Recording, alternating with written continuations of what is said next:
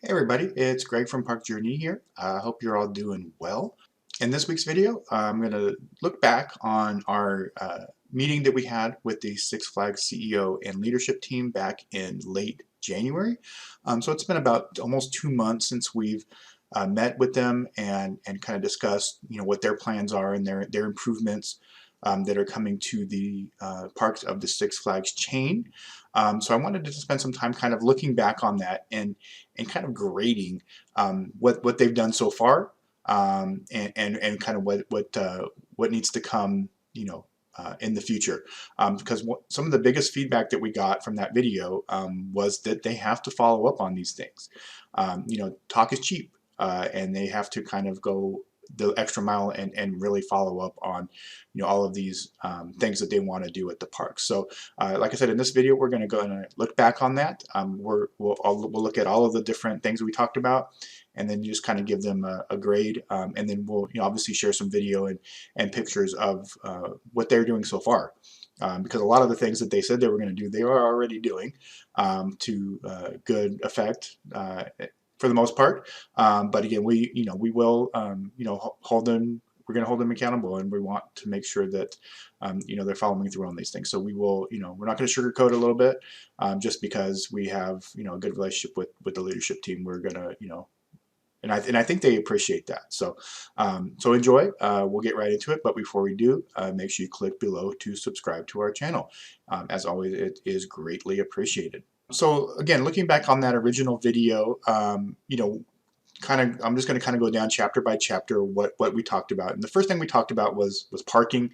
I didn't really have any feedback on that, as far as parking procedures and things like that. I will say that parking at Magic Mountain has gone up to $30 instead of $25. Obviously, if you have a season pass with parking, it does not apply. I don't know if that increase has happened chain wide. So I didn't really have anything for them as far as that was concerned. I obviously, in the follow-up video, I did talk about the parking lot, specifically at Magic Mountain. Nothing has been done there yet at all. It is, an absolute disaster. I feel that most of my tire damage over the past decade has been driving through Six Flags Magic Mountain's parking lot. So honestly, as far as the price increase, nobody likes price increases. If that $5 increase leads to updated parking structures and parking lots, then I'm okay with it. So I'm going to go ahead and give them a C on that right now. This could easily turn into a D or worse. I do know that Six Flags Great Adventure got some, charging support. So again, that's why I'm giving them a C on this one. Obviously I don't want this to just be about Six Flags Magic Mountain, but even though that's the park I'm most familiar with, obviously. But because they have, started making some improvements at some parks, I'm going to go ahead and give them a C on this one, for parking. Next, we talked about park entry. Again, I didn't really have too much on that. I did share a video on our TikTok the other day kind of going through the security at Magic Mountain. It is so seamless and so easy. Again, I didn't have any kind of feedback for them on that. Getting into the park, I think that it's going to be kind of a wait and see thing once the Hurricane Harbor opens at all these parks, because a lot of the parks, the entrance to Hurricane Harbor and the actual theme park is in the same spot.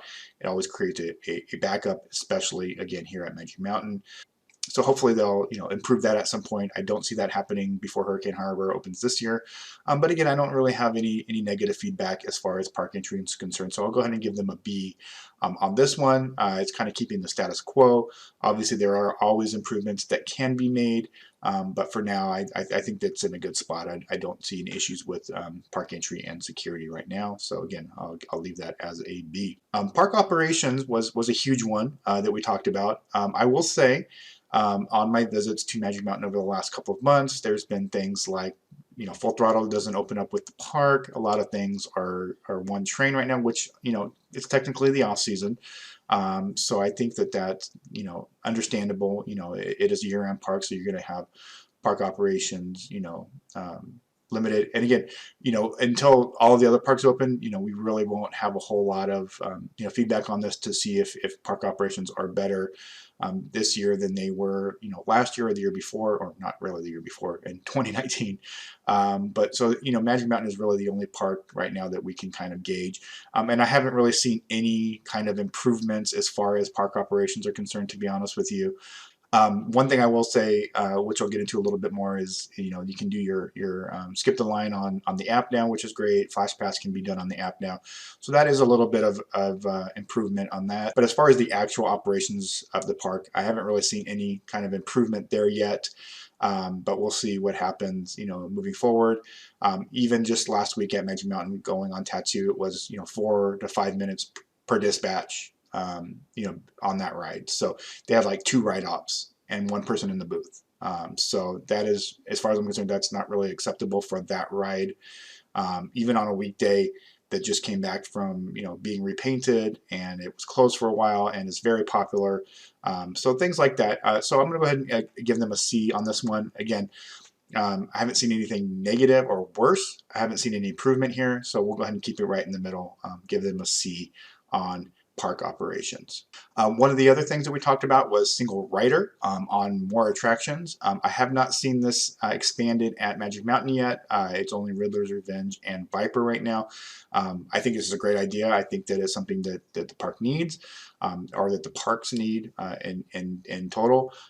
Again, until some of the other parks open, we don't know what else is being done for single rider, but again, haven't seen any change here.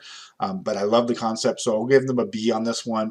Obviously, this will shoot up to an A very quickly once we start seeing more single rider lines on more attractions. Again, I think this is a great idea, and hopefully it will come to be. General park improvements was something that we talked about. One of the things we did talk about were the ride wakeboards, which just got installed at Magic Mountain last week. So kudos to that. When I was there on Friday, it looked like the wait times were pretty accurate. Not really anything too bizarre.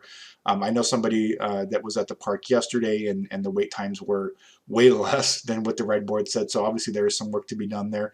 Also some work to be done on the pictures on the ride boards. They don't match.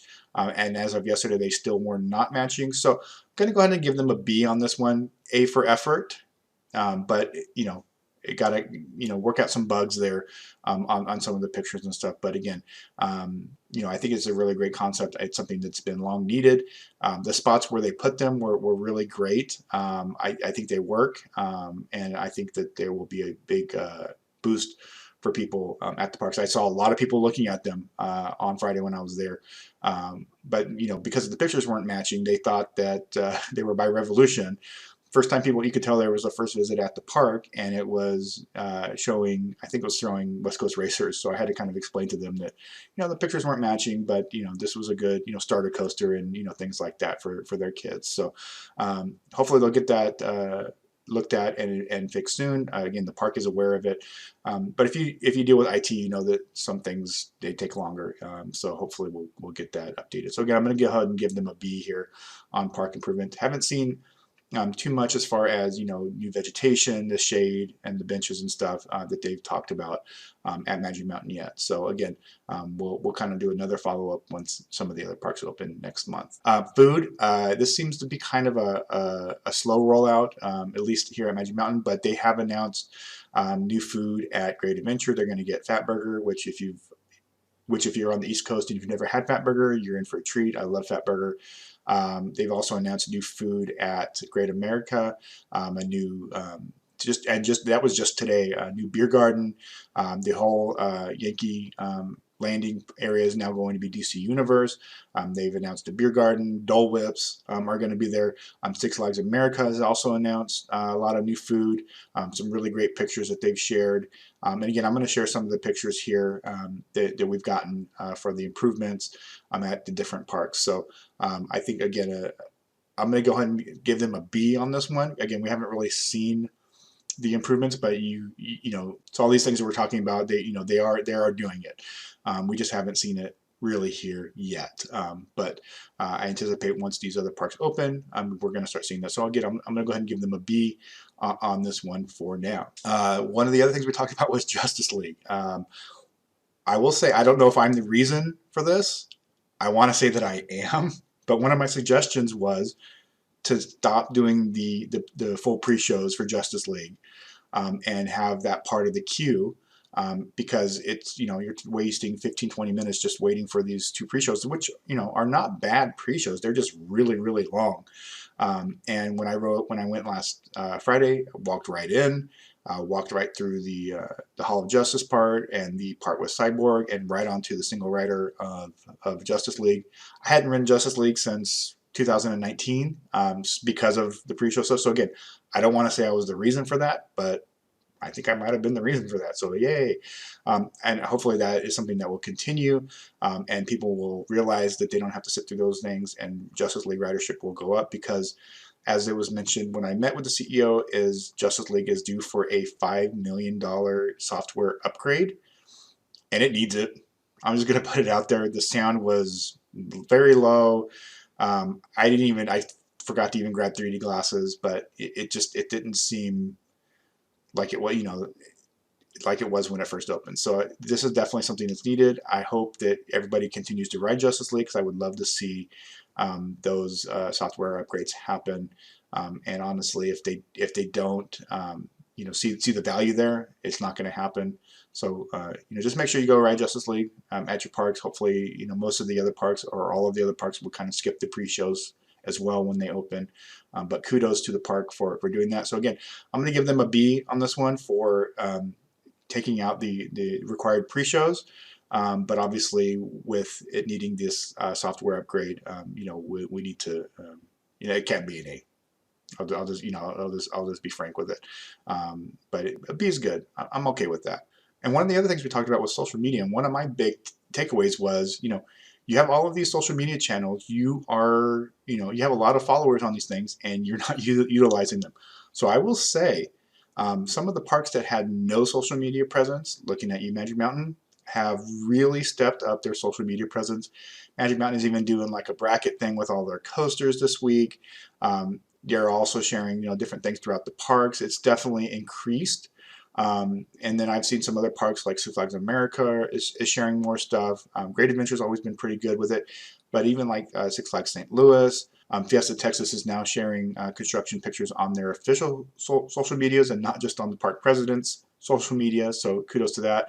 Some of the other parks I'm still not seeing a whole lot on social media. I know that a lot of that has to do with algorithms and things like that, but I'm not really seeing too much. But again, I'm going to give them a B+ here for their increased social media. And I even see like the official just plain Six Flags account retweeting, their other parks accounts. So kudos to that. Huge thumbs up to the social media people over there that I did have a follow-up meeting with. So yay on that. I'm going to go ahead and again give them a B+ here on the social media stuff, and I anticipate that increasing as we move forward and some more parks open. And then in our follow-up video, we also did touch a little bit on Hurricane Harbor. Again, can't really do any updates on this one yet. Hurricane Harbor is not open at any parks yet, but we did talk about Hurricane Harbor, some of the things they want to do there. So again, I'm not going to grade this right now. We'll do another follow-up again after some of the parks open and Hurricane Harbor opens for that. So the other thing that we talked about was merchandising, and that was something that I was very adamant about. I actually bought a Six Flags Magic Mountain shirt last week when I was at the park. I cannot tell you the last time I actually bought a Six Flags shirt. I think the last time was my first trip to Six Flags over Georgia. I bought a Superman Ultimate Flight shirt, and that was in 2005. I am a Six Flags fan. I run a theme park website. I hadn't bought a Six Flags shirt in 17 years.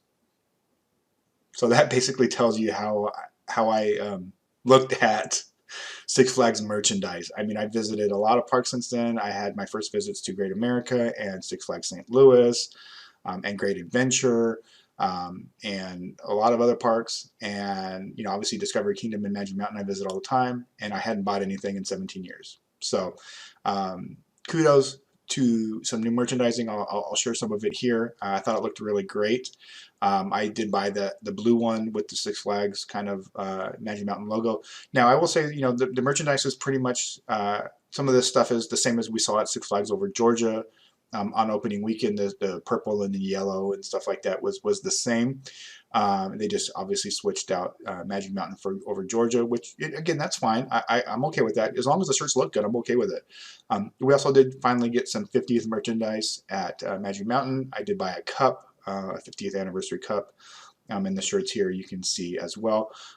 Again, I will say I still really would like to see some retro merchandise for some of past coasters or past attractions, or even the past designs. I mean, I'd love to see like the Trolls come back on some merchandise from Magic Mountain, and Rides Pacific stuff. We've got Tatsu and X2 and Goliath frames and some stuff, but maybe some retro Colossus shirts, or even Revolution. Revolution is still there. I don't think I've ever seen a Twisted Colossus shirt.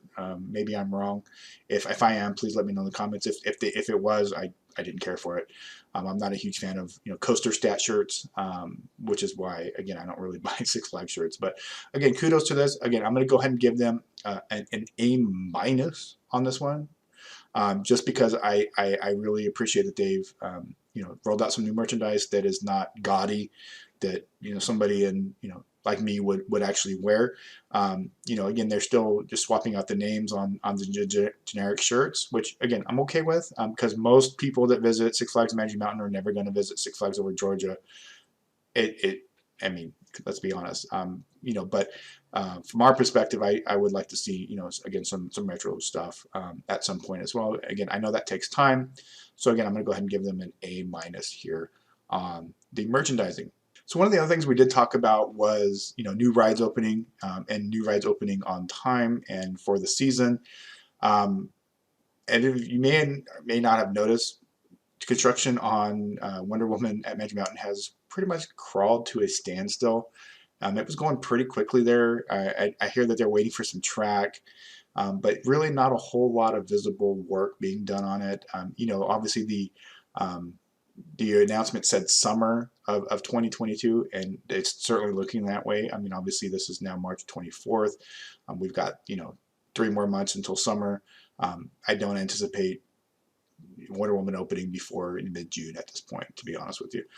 Obviously Dr. Diabolical's cliffhanger at Six Flags Fiesta Texas is moving forward pretty quickly. They're sharing constant construction pictures on that. I'll share some of the pictures and video that we've received from the park here, so they are definitely moving forward with that. Obviously different manufacturers, they're waiting for different things. The B&M at Fiesta Texas is moving along, but those are really the 2 major projects going on this year at Six Flags. So one is moving rather quickly, and looks to be done probably Memorial Weekend, I would say at this point for Dr. Diabolical at the very latest. And then one, as I mentioned, is kind of at a standstill at the moment. So, but again, it's hard to compare different manufacturers. Obviously, they're coming from different parts of the country. RMC had a couple of other attractions this year that they're working on as well. So, you can't just say, oh, it's Six Flags. It could be, a number of different factors. So, again, I'll just go ahead and stick that with a B for now. But if this, this trend kind of starts continuing again, like past years where they're not opening things until late June and July for seasonal parks, we'll definitely revisit that.